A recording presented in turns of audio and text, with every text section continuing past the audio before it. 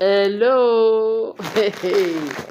Ẹ mọ̀ pé wọ́n ní ẹni tọ́wọ́ ẹ̀ bá ti tẹ eku dà, ó máa bèrè ikú tó pa bàbá òun. Òun lọ̀rọ̀ tó wà nílẹ̀ nísìnyí o. Naomi ti yege o, ó ti yege, ó ti yege, ó ti yege. A tún gbọ́ pé ńṣe ni eh, olórí wọ́n ní àti ọmọ ẹ̀ pé wọ́n kàn rí pé ó drive wọnú palace bíi bó ṣe drive ó wá pàdé Ebony, ó pàdé ẹ̀ níbi géètì yẹn bó ṣe pàdé ẹ̀ báyìí tí Ebony fẹ́ jáde bí Naomi ṣe drive wọlé nìyẹn. Wọ́n ní bí Ebony kàn ṣe padà bí Naomi ṣe ń park bóun náà ṣe bọ́lẹ̀ ni ó fẹ́ jáde tiẹ̀ tẹ́lẹ̀ o ìyẹn Ebony o. Wọ́n ní bó ṣe park bí Naomi ṣe drive ẹ̀ òun náà wá drive àwọn méjì kò wá lọ síbi tó ń lọ. Wọ́n ní bó ṣe park ló bá sọ pé ìwọ ọmọbìnrin yìí wọ́n ní Ebony ló ṣe yẹn o. Ìwọ ọmọbìnrin yìí olóòlọ́rọ̀ gbọ́ wọn ò sọ fún ẹ pé kó má wá sáàfin yìí mọ́. Ṣé wọ́n sọ pé kò sí èèyàn ní ààfin ni? Wọ́n sọ pé wọ́n ka àwọn tó wà láàfin wọn pé wọ́n wá ní ìwọ léni ìwọ lọ́la. Òun sọ fún ẹ pé má tún jẹ́ kí n tún rí ẹsẹ̀ ní palace yìí. Ìwọ báwo? Pọ́nlọ́run ló tiẹ̀ ní òun ò tiẹ̀ tí jáde. Pé tó in as much each time tó tá bá ti wọnú palace òun ní confusion máa ń wà. Wọn àwa ní rójú kábíyèsí ńlẹ̀. Òun ti sọ fún ẹ pé ibi báyìí ò lè gbà ẹ́. Wọ́n ní Naomi o, wọ́n ní kò tiẹ̀ fi kan pé méjì, kò tiẹ̀ fún ní any answer. Àfìfọ́ tí a fi wò lójú Ebony, a fi wò níwájú Ebony. Bí Ebony ṣe ní yé. Pẹ̀lú bó ṣe fẹ́ ṣe bíi pé ìjà fẹ́ bẹ̀rẹ̀, wọ́n láwọn security kan sáré dé nìyẹn. Wọ́n kàn mú bí Ebony ṣe bíi kó fẹ́ jà, kó fẹ́ ṣe kíni bó ṣe fẹ́ bẹ̀rẹ̀ báyìí. Ìjà tó bẹ̀rẹ̀ wọ́n láwọn security ti gba Ebony lọ́wọ́ mú. Ibi tí wọ́n ti gba mú nìyẹn. Wógó wọ́n lé ariwo yẹn. Pé lóun máa gbá tòun padà. Ìyẹn ni ó ti pẹ́ tóun ti ń wù ẹ́. Ẹ ti sún òun kàn gìrì sìn. Òun ti di afárá tó fẹ́ já, òun ti gòkè odò. Òun ti ready yẹn sìn.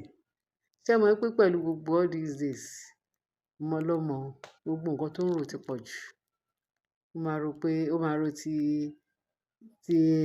kóòtù lénìí, ó máa rò ti stampede, ó máa ṣe kíni, ó ṣàwà frustrated nìkan. Bẹ̀tí nsìn wọ́n lọ́kàn ẹ̀ ti papọ̀ sójú kan. Wọ́n ló fún ní ìfọ́tí yẹn, ìfọ́tí olóyè yẹn. Wọ́n níbi tí wọ́n ti ń ṣe wúrúwúrú tí wọ́n ti pa àwọn security yẹn ńlá, wọn ò lè jẹ́ kí ó fọwọ́ kan olórí Naomi, ìyẹn Ebony. Wọ́n níbi tí wọ́n ti ń so wọ́n kàn rí driver kábíyèsí tó driving, àṣé kábíyèsí ò sí nílé.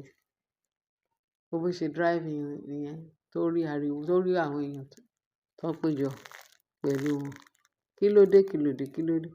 Wọ́n ní meanwhile pé tí ọmọ yẹn bá ti wọ compound báyìí tó ti wọ palace báyìí, tó bá kàn ti rí kábíyèsí ó máa ferege wíríwírí láti lọ kí bàbá ẹ̀.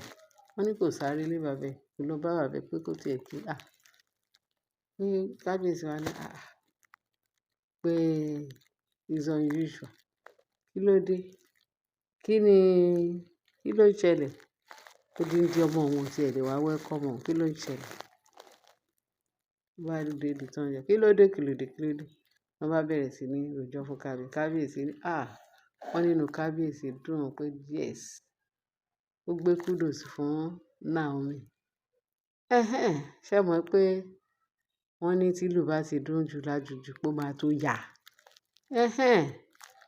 Ó ní that's right pé kó lórí bó bọ́n ṣe usher olórí Naomi wọlé nìyẹn.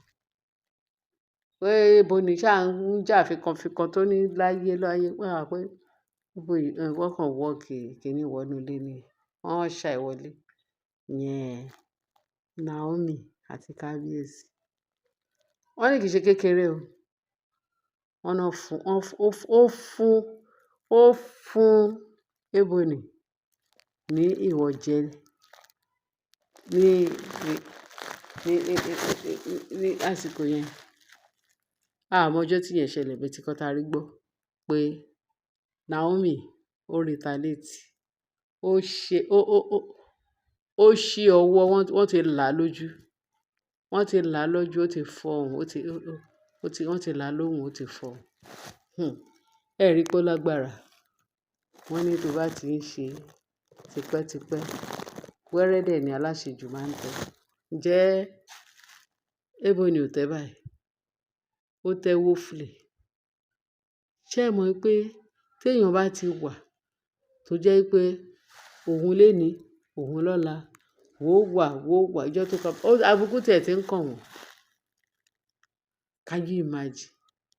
Ìwọ ní láti máa sọ fún Queen Naomi pé kí ló ń wá nínú ibí báyìí. Wọ́n ti sọ fún ẹ pé kó má wọ inú ibí báyìí mọ́. Àrífín yẹn máa tún pọ̀ o. But tá bá wí ká tó fọ̀, kábíyèsí náà ló máa gba gbogbo blame. But táìmù ti tó, àsìkò ti tó torí bí gbogbo nǹkan ṣe ń lọ báyìí. Ọlọ́run, àwọn nǹkan yìí ó ti ṣẹlẹ̀ bí ijọ́ mélòó, bí ijọ́ mẹ́ta sẹ́yìn. Wọ́n ti pile up. Àwọn ìròyìn yìí ti wà piled up. So a kàn ń yọ kọ̀ọ̀kan. Ṣé mo sọ fún wa pé ọ̀rọ̀ ti pọ̀ jù? Mélòó la fẹ́ sọ?